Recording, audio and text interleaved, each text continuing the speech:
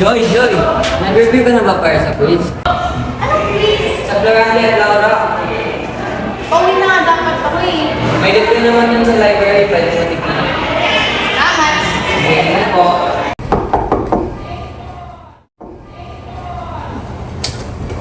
Morning po.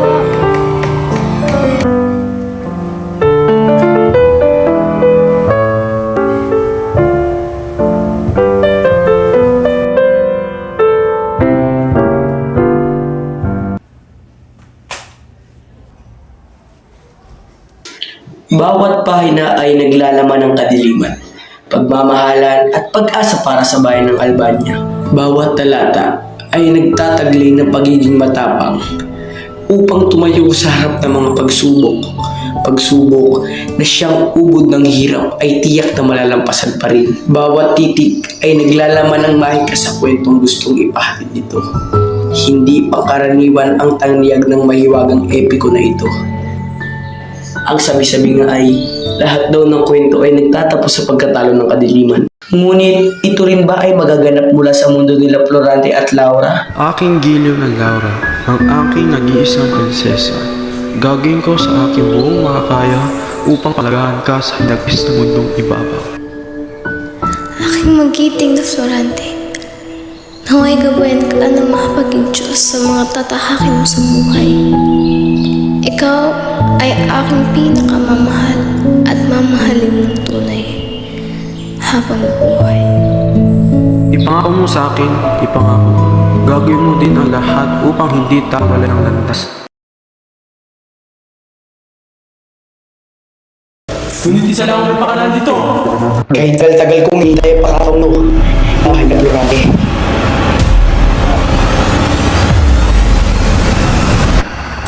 Magbabayad ka sa lahat ng ginawa mo! Huwag kang maging talunan, aking kaibigan! Kahit kailan gusto mo tinuring kaibigan!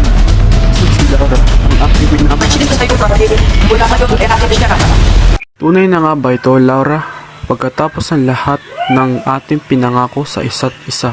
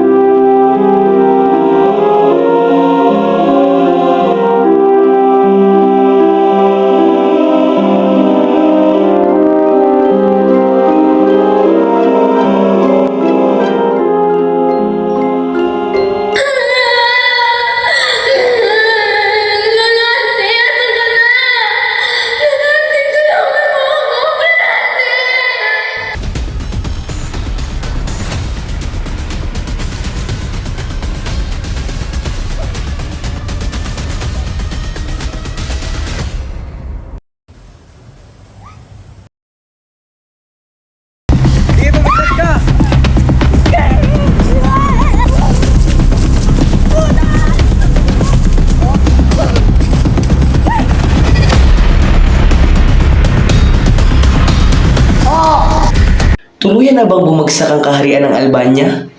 Babalik pa ba ang dating matamis at maliwanag na kinabukasan nito?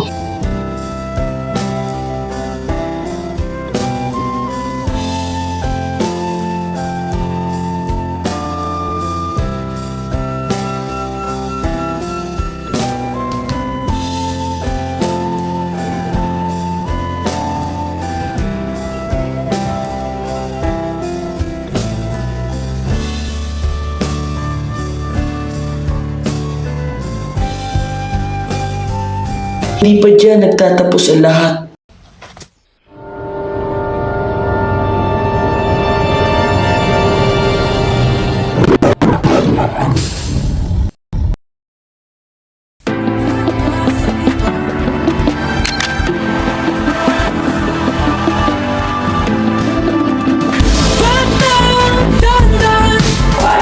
Sa mundong kinagkagalawan, pagmasdan ang larawan ng itsurang nagmamalakas.